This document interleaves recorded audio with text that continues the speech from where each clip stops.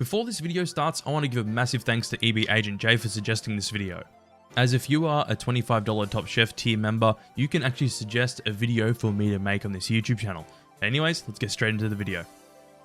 Montana Meth Project, a well-known anti-meth organization that started in 1999.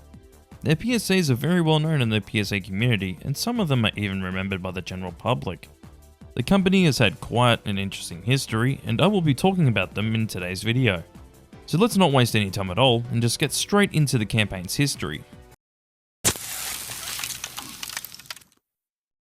The company was formed in 1999, and obviously from the American state of Montana.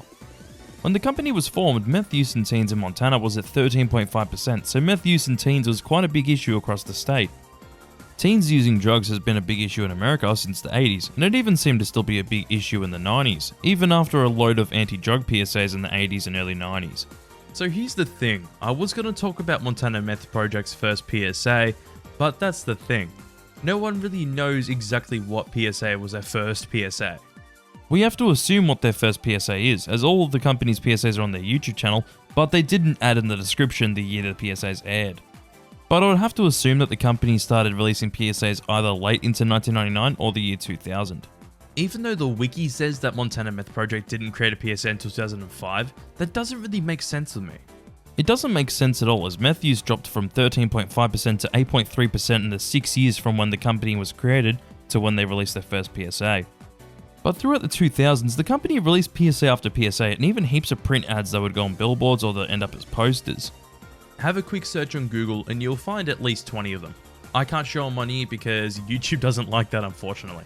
Montana Meth Project seemed to really be working, as in 2009 meth use in teens in the state of Montana had dropped to 3.1%. The company dropped teen meth use by 77%, and that's actually nuts to achieve in 10 years. By the way, the company gladly shows that percentage on their website that's still up to date, and it's for good reason. To say the PSAs were effective was an understatement. I think what made the PSAs so effective in my eyes is the realistic approach to telling people how bad meth is. Sure, they did use scare tactics sometimes, but they really focused on the realistic situations you could end up in if you tried meth or even got addicted to the drug. The company also managed to win over 40 advertising awards throughout their whole run, which is impressive to say the least. With the history of the company out of the way, I want to mention how they all of a sudden disappeared. So Montana Meth Project was hitting it out of the park all throughout the 2000s and managed to drop meth use in teens down so much in the state of Montana.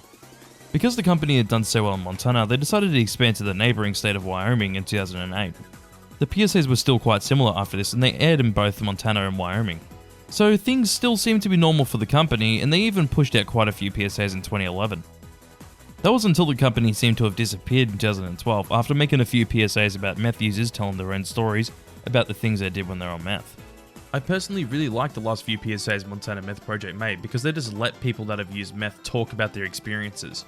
But the company didn't quite disappear like people think they did. The whole meth project in both Montana and Wyoming ended up joining the company Partnership for a Drug-Free America in 2013, or as they're known now as the Partnership to End Addiction. Only 2 videos have been released on the Meth Project YouTube channel since 2013. One's just a 30-second video about their campaign and their old PSAs, and the other video is about some paintings school kids did about the campaign. So to say that the company isn't coming back anytime soon is an understatement, because their last videos released on their YouTube channel was in 2015.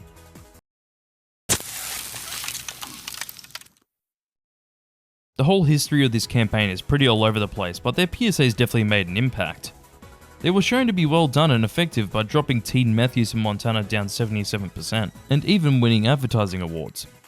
Many people still remember their PSAs for the disturbing but realistic approach to using meth, and to say I still definitely remember them is an understatement. Even with 1 or 2 PSAs I'm not a big fan of, such as everything else, I still hold this company up in high regard, mainly because what this company achieved in 10 years was really impressive. So, that was the video. Please make sure to let me know in the comments if you enjoyed the video, and if you enjoyed it, make sure to give it a little like. Also, do you enjoy my content? Well, if you do, make sure to click the little subscribe button down below, as it really does help me out and it helps you get notified when I upload new videos. Also, please make sure to check out my Discord and Patreon in the description. Anyways, on to the Patreon shoutouts.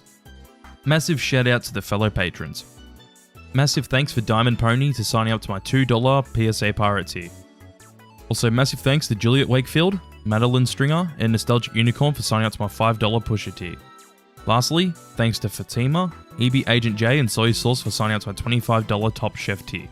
If you want to find out how you can get your name at the end of my videos for as little as $2 a month, make sure to click the little Patreon button on screen now or check out the description for my Patreon link. Anyways, I'll see you on the next video.